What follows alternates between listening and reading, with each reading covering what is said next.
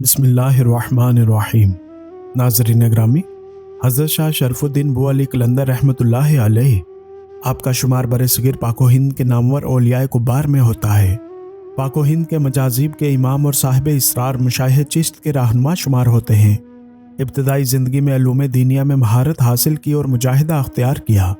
जब जज्बो सकर की इंतहा हो गई तो अपनी तमाम किताबों और कलमी यादाश्तों को दरिया में फेंक दिया। खानवादा चिश्त अहले बहिश्त से ताल्लुक़ कायम किया। आप अलैहिस्सलाम के मुरीद और खुलफा का एक सिलसिला था जो बरसगीर के अलावा आलम इस्लाम में फैला हुआ था। दिल्ली के हुक्मरान अलाउद्दीन खिलजी और जलालुद्दीन खिलजी भी आप अलैहिस्सलाम के हल्का मुरीदीन में से थे। आपकी वलादत बासआदत 605 हिजरी 1209 को पानीपत हिंद में हुई। आप रहमतुल्लाहि अलैहि पानीपत के कदीम बाशिंदे हैं। आपके वालिदैन यानी सालार फ़खरुद्दीन और बीबी हाफिज़ा जमाल के मज़ारात पानीपत के शुमाल की तरफ अब भी मौजूद हैं। हज़रत बू अली कलंदर हज़रत इमाम आज़म अबू हनीफ़ा की औलाद में से थे। आपका सिलसिला नसब चंद वास्तों से हज़रत इमाम आज़म से जा मिलता है, जो कि कुछ यूँ है। हज़रत शाह शरफुद्दीन बू अली कलंदर बिन सालार फ़खरुद्दीन ज़ुबैर बिन सालार हसन बिन सालार अज़ीज़ बिन अबू बकर गाजी बिन फ़ारिस बिन अब्दुर्रहमान बिन अब्दुर्रहीम बिन दांग बिन नोमान इमाम आज़म अबू हनीफ़ा बिन साबत रज़ी अल्लाह ताला अन्हो। आपने इक्तिसाब इल्म में बहुत कोशिश की। हदीस, फ़िक़ह, सर्फ़ व नहव और तफसीर में आला काबिलियत हासिल की। आपको अरबी और फ़ारसी ज़ुबान में अबूर हासिल था। आपने जल्द ही अलूम ज़ाहरी से फ़राग़त पाई। आप तहसील इल्म से फ़ारिग़ होकर रुश्द व हदायत में मशगूल हुए। मस्जिद क़ुव्वतुल इस्लाम में वाज़ फरमाते थे। आपकी बैत व खिलाफत में बहुत इख्तिलाफ है। बाज़ का ख्याल है कि आप मुरीद व खलीफा कुतुबुल अक़ताब हज़रत ख्वाजा कुतुबुद्दीन बख्तियार काकी रहमतुल्लाहि अलैहि के थे, लेकिन हकीकत यह है कि आपको मौला अली करमुल्लाहु वजहुल करीम से निस्बत थी और मौला अली पाक ही के हाथ पर बैत हुए और वही आपके मुर्शिद हैं। नीज़ आपकी बातनी तरबियत ख्वाजा कुतुबुद्दीन बख्तियार काकी रहमतुल्लाहि अलैहि ने भी फरमाई। आप अलैहिस्सलाम को सिलसिला कलंदरी में बुलंद मुकाम हासिल है। आप रहमतुल्लाहि अलैहि साहिब करामत व फजीलत बुजुर्ग हैं। आप ख़ानदानी नस्बी इल्मी शराफ़तों और फजीलतों से मालामाल थे। आपके वालिद ग्रामी और वालिदा माजिदा साहिब तक़वा व करामत थे। आपके वालिदैन ने आप अलैहिस्सलाम की तालीम व तरबियत पर ख़ुसूसी तवज्जो दी। आप अलैहिस्सलाम का शुमार इस वक्त के फ़ाज़िलीन व वाज़ीन में होने लगा। आप अलैहिस्सलाम अपने नाम शरफुद्दीन की बजाय अपने लक़ब बू अली की वजह से मशहूर हुए। आपके लक़ब बू अली की वजह ये तस्मीया मुख्तलिफ़ कुतब में मुख्तलिफ़ मज़कूर हुई है। ज़ैल में दो मशहूर वाक़यात पेश किए जा रहे हैं, जिनका तज़किरा मुतअद्दिद मारूफ़ किताबों में मिलता है, और आम तौर पर यही दो वाक़यात आप रहमतुल्लाहि अलैहि के लक़ब बू अली की वजह तस्मिया बयान किए जाते हैं। आपने 30 साल तक कुतुब मीनार दिल्ली में तदरीस फरमाई। एक मरतबा आप मस्जिद में लोगों को वाज़ फरमा रहे थे कि मस्जिद में एक दरवेश आया और बाआवाज़ बुलंद ये कहकर चला गया कि शरफुद्दीन कब तक इस कैलो काल में रहेगा? जिस काम के लिए पैदा हुआ है इसको भूल गया, यानी हाल की तरफ कब आओगे? बस इस फ़कीर की सदा एक चोट बनकर दिल पर लगी। शाह शरफुद्दीन को यकबारगी ऐसा महसूस हुआ जैसे वो एक तवील और गहरे ख्वाब से चौंके हैं। इनकी हालत गैर हो गई। इन्होंने गिरबान फाड़ा और तलबा का हल्का तोड़कर मस्जिद से बाहर निकल गए। फिर इन्हें दुनिया का कोई होश न रहा। वो सुबह व शाम, शब रोज़ और माह साल की गर्दिश से बेनियाज हो गए। वीराने की तरफ इबादत और रियाजत में मशगूल हो गए। तबीयत पर जज़ब की कैफियत का ऐसा गलबा हुआ कि जब जज्बो सकर की इंतहा हो गई तो अपनी तमाम किताबों और कलमी यादाश्तों को दरिया में फेंक दिया और दरिया में मसरूफ़ इबादत हो गए। बयान किया जाता है कि आप अलैहिस्सलाम 12 साल तक दरिया में खड़े रहे, हत्ता कि आप रहमतुल्लाहि अलैहि के जिस्म मुबारक का गोश्त मछलियाँ खा गई और आपको मुतलकन इसकी कोई खबर ना हुई। इस दौरान हज़रत खिज़र अलैहिस्सलाम से भी मुलाकात हुई। फिर आप रहमतुल्लाहि अलैहि को गैब से निदा हुई, शरफुद्दीन मांग क्या मांगता है?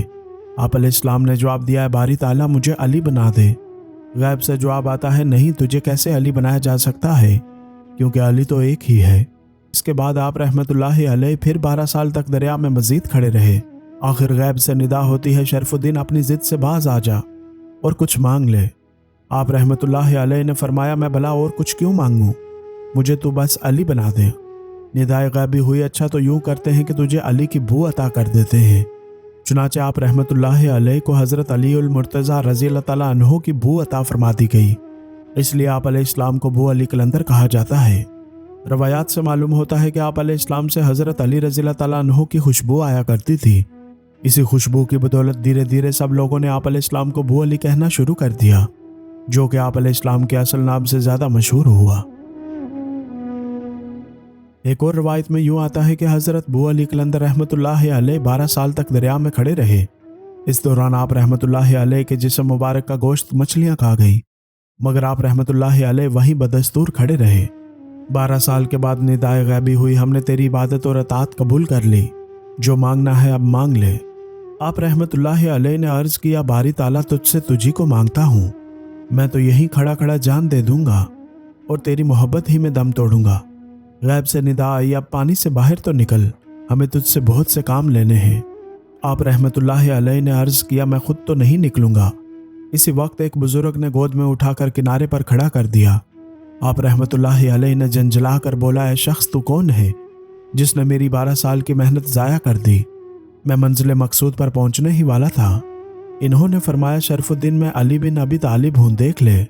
آپ رحمۃ اللہ علیہ فوراً ہی قدموں میں گر پڑے اور حضرت علی رضی اللہ تعالیٰ عنہ نے آپ رحمۃ اللہ علیہ کو نعمت باطنی سے مالا مال کر دیا، جس کی بدولت آپ علیہ السلام پر تمام دینی و دنیاوی علوم روشن ہو گئے اور دنیا و ما فیہا سے غافل اور مست و الست ہو گئے۔ اس کے بعد سے وجدانی کیفیت اور استغراق میں مزید اضافہ ہو گیا۔ آخرکار آپ مجذوب ہو گئے اور جذب و شوق میں اس قدر مستغرق ہوئے کہ دائرہ شرعی سے باہر ہو گئے۔ آپ علیہ السلام نے 30 سال تک سخت سے سخت مجاہدے کیے، ہر وقت عبادت الہی میں مشغول و مستغرق رہتے۔ آپ پر جذب الہی اس درجہ غالب تھا کہ آپ کو اپنی خبر تک نہ تھی۔ قلندرانہ روش اور مجذوب ہونے کے باوجود آپ شریعت کا بہت احترام کرتے۔ ایک مرتبہ ایسا ہوا کہ آپ کی مونچھوں کے بال بڑھ گئے، کسی کی ہمت نہ تھی کہ آپ سے کہتا کہ مونچھوں کے بال کٹوا دیں۔ آخرکار مولانا ضیاء الدین سے رہا نہ گیا، انہوں نے اسے خلاف شرع سمجھ کر آپ علیہ السلام کی داڑھی پکڑی اور کینچی ہاتھ میں لے کر آپ کی مونچھوں کے بال کاٹ دیے۔ آپ علیہ السلام نے کوئی اعتراض نہ کیا۔ اس واقعے کے بعد آپ علیہ السلام اپنی داڑھی کو چوما کرتے اور فرماتے، یہ شریعت محمدی صلی اللہ علیہ وسلم کے راستے میں پکڑی جا چکی ہے۔ آپ علیہ السلام کا وصال 13 رمضان المبارک 1324 کو بڑھا کھیڑا کرنال میں ہوا۔ سانحہ وصال جب ہوا تو آپ علیہ السلام شغل ہوائی میں ایک درخت کی شاخ پکڑے ہوئے منہ بجانب آسمان کیے ہوئے بصورت تصویر کھڑے تھے۔ جب آپ کا وصال ہوا تو حضور نبی اکرم صلی اللہ علیہ وسلم نے آپ علیہ السلام کے استاد حافظ سراج الدین مکی کو خواب میں آ کر آپ کے جسد اطہر کو پانی پت لا کر تجہیز و تدفین کا حکم فرمایا۔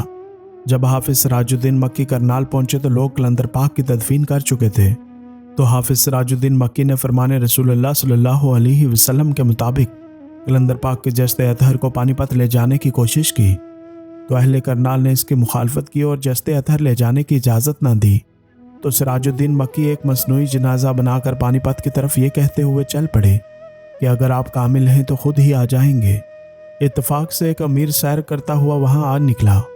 اس نے جنازہ دیکھ کر پوچھا کہ کس کا جنازہ ہے، تو بتایا گیا کہ حضرت بو علی قلندر کا جنازہ ہے۔ تو اس نے زیارت کی خواہش کی۔ جب خالی چارپائی سے کپڑا ہٹایا گیا تو وہاں قلندر پاک کا جسد اطہر موجود تھا، جسے بعد ازاں پانی پت دفن کر دیا گیا۔ آپ کا روضہ انور اور اس سے متصل مسجد کو محبت خان، جو مغل شہنشاہ جہانگیر کی فوج کا ایک افسر تھا، اس نے بڑی عقیدت اور محبت سے تیار کروایا، اور محبت خان کی قبر بھی سید بو علی شاہ قلندر کے روضہ انور کے قریب ہے۔ علاوہ ازیں پانی پت کے مشہور شخصیات جیسا کہ ابراہیم لودھی، جو لودھی خاندان کا آخری چشم و چراغ تھا، جسے پانی پت کی پہلی جنگ میں ظہیر الدین محمد بابر نے ہرا کر ہندوستان میں مغلیہ سلطنت کی بنیاد رکھی، اور مولانا الطاف حسین حالی کی قبر بھی قلندر پاک کے روضے سے زیادہ دور نہیں۔ آپ علیہ السلام کی بہت سی اولاد پارا چنار میں رہائش پذیر ہے، جن کے پاس اصل سلسلہ نسبی کے نسخہ جات موجود ہیں۔ یوں تو آپ کی زندگی حیرت انگیز واقعات و کرامات سے بھری پڑی ہے۔ چند ایک مشہور واقعات آپ کی خدمت میں گوش گزار ہیں۔ ناظرین گرامی، سلطان غیاث الدین تغلق کو بیٹے کی بہت آرزو تھی، لیکن اس کی یہ خواہش پوری نہ ہوتی، اور جب بھی اس کے گھر کوئی اولاد ہوتی تو وہ لڑکی ہوتی۔ نرینہ اولاد کی تمنا میں سلطان غیاث الدین تغلق نے قسم کھائی کہ اب جب بھی اس کے ہاں لڑکی پیدا ہوگی تو وہ اسے جان سے مار دے گا۔ اتفاقاً اس کے گھر پھر سے لڑکی کی پیدائش ہوئی۔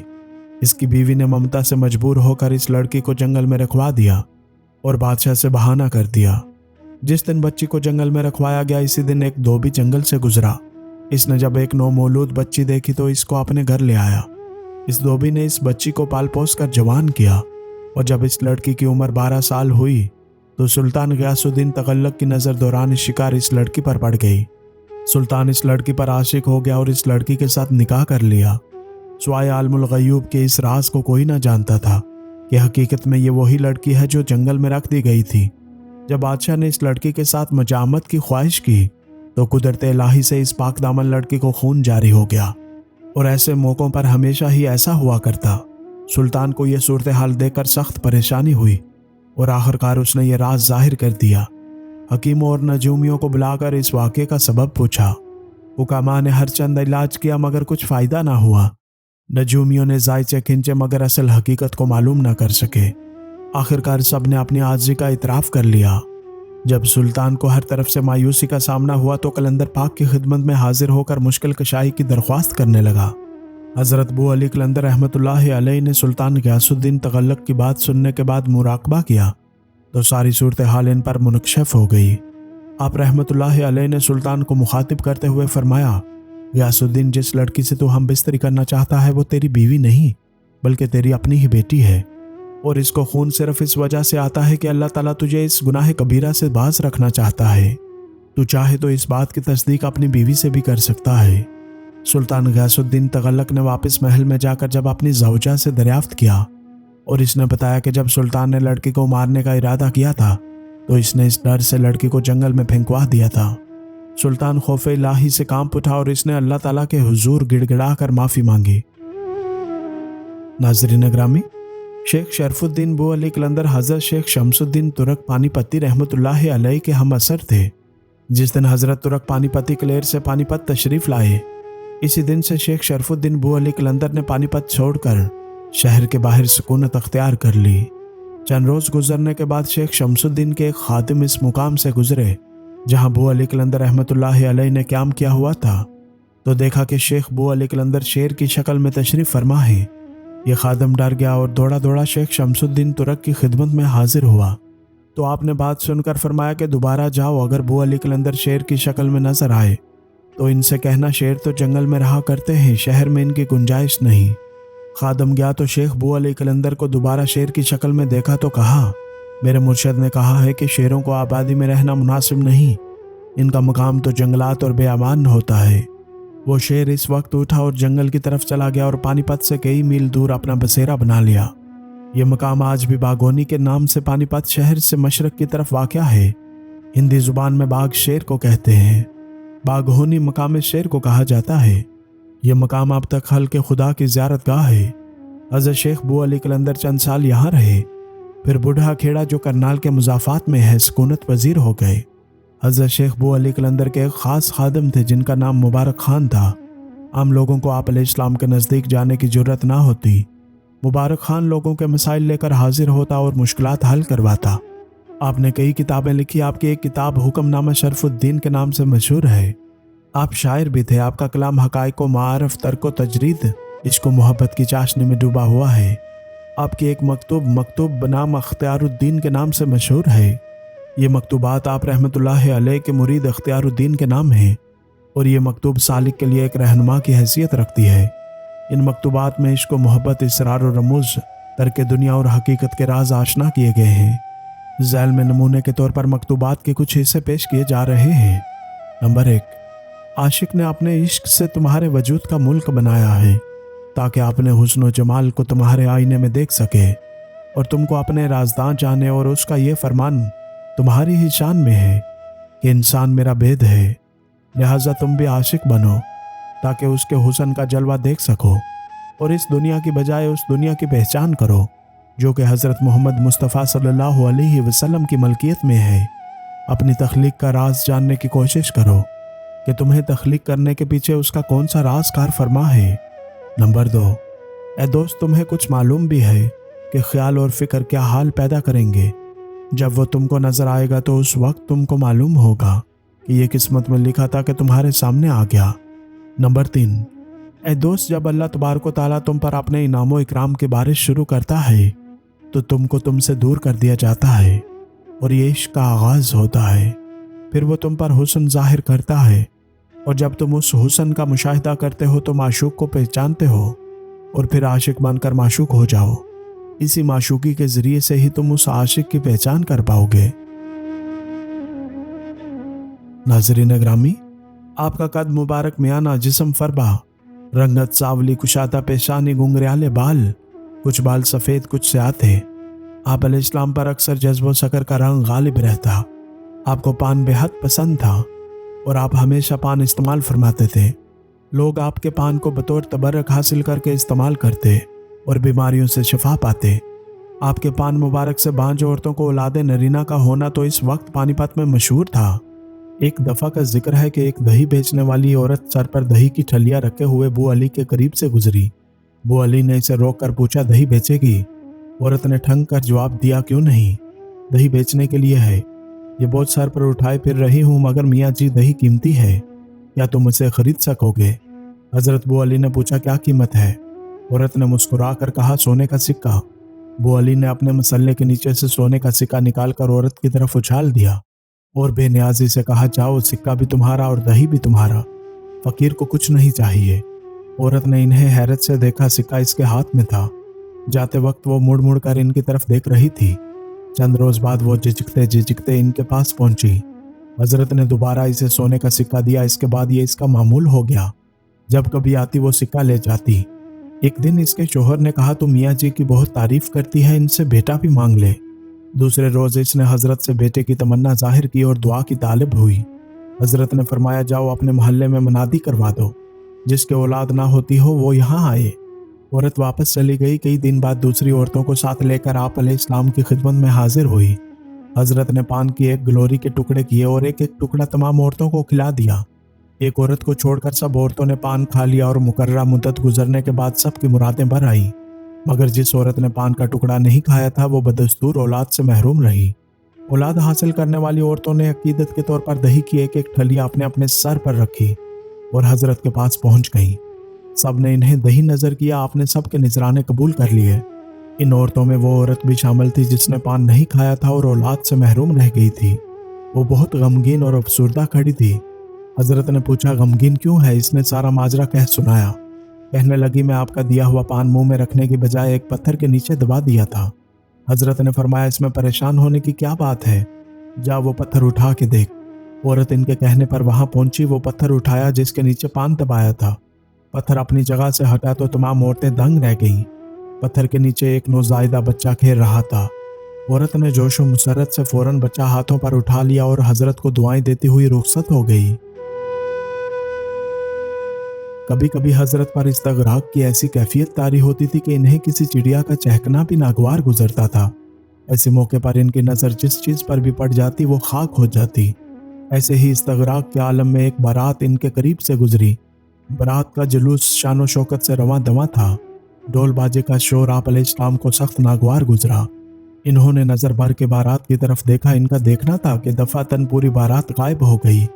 दुल्हन के घर बारात का इंतजार हो रहा था। बारात मुकर्ररा वक्त पर ना पहुंची तो बारात की तलाश शुरू हुई।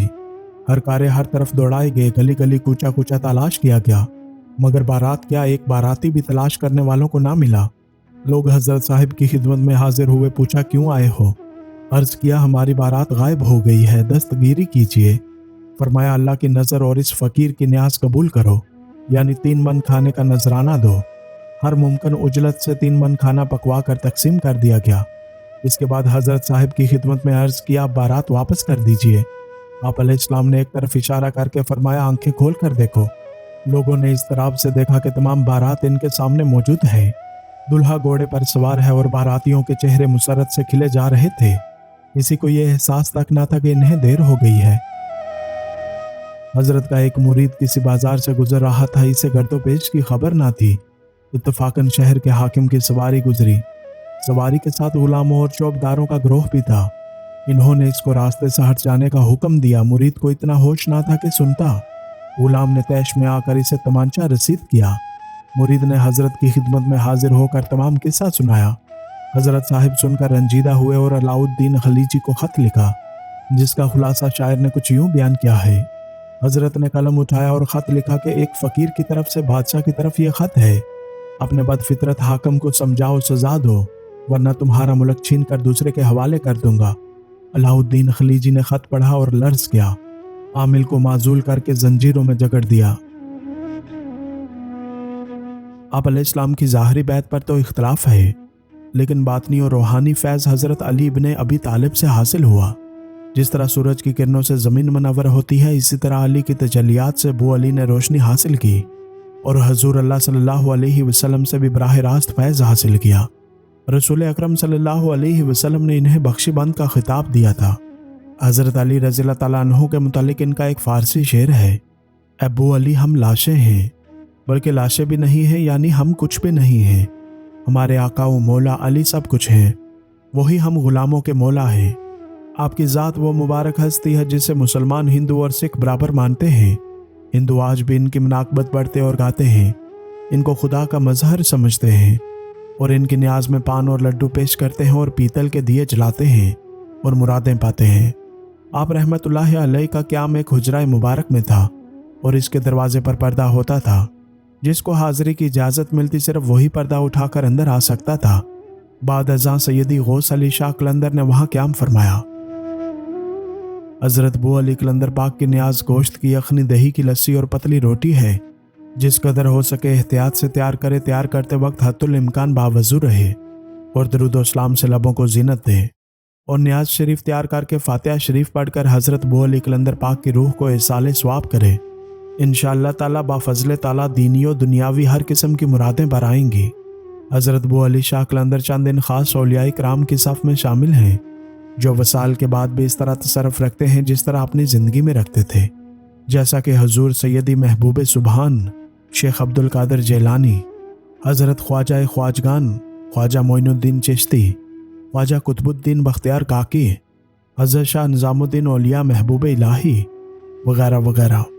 चुनाचा कई कुतब में इनके तसर्रुफ़ात के वाक़यात भी मिलते हैं। मसलन तज़किरा गौसिया में अब्दुल कादिर नामी एक शख्स का जिक्र है जिसको हज़रत अबू अली शाह कलंदर के मज़ार अक़दस पर हाज़िरी के दौरान कलंदर पाक ने एक निगाह में बातनी नेमत से मालामाल किया। इस तरह के कई और वाक़यात भी हैं जो इस मुख्तसर से नशिस्त में बयान करना मुश्किल है। आपकी कई चिल्लागाहें हिंदुस्तान पाकिस्तान में मौजूद हैं जहाँ तालिबीन हक़ जाकर फैज़ हासिल करते हैं।